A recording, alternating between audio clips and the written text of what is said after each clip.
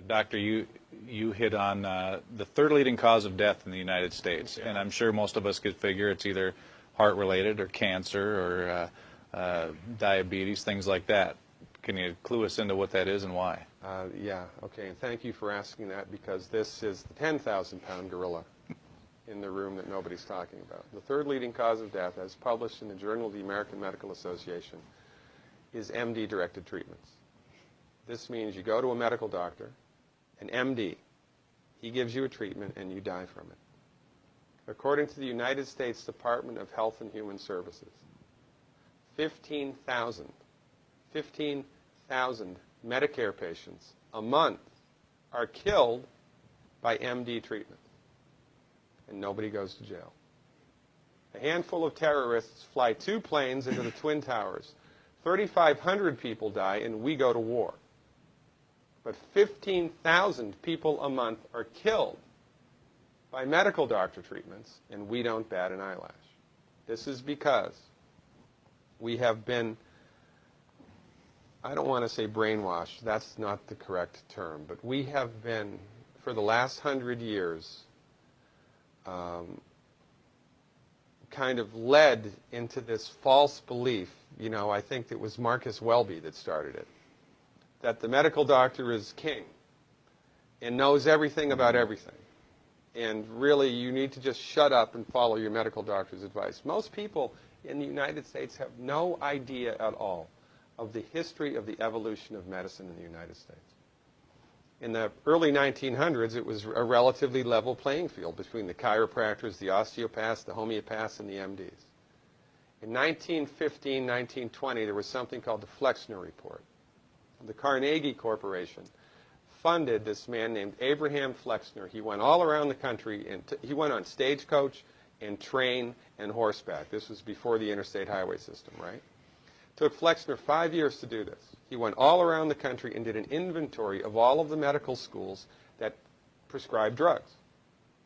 He brought the list back to the Carnegies, who owned drug companies, and then the Carnegies and the Rockefellers gave millions of dollars of free money to the medical schools and hospitals in the United States that were prescribing drugs. That was the beginning of the end. After the Flexner Report, there was no more level playing field in the United States.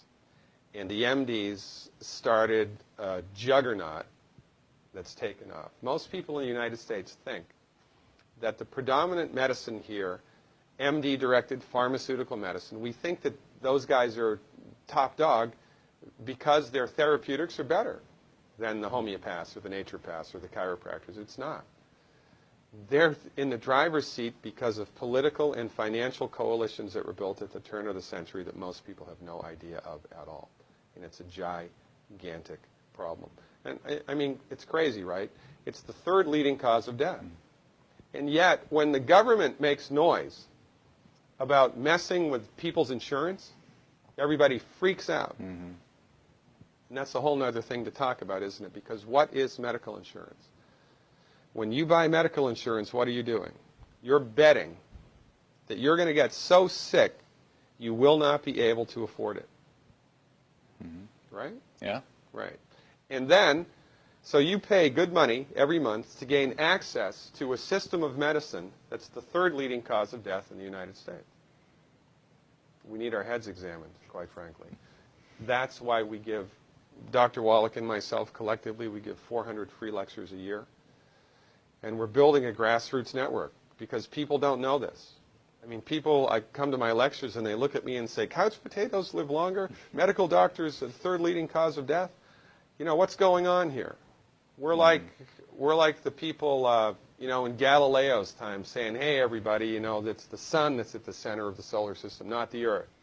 Well, hey, everybody, the Earth is round, it's not flat. Or, hey, everybody, slavery's a bad thing. Right?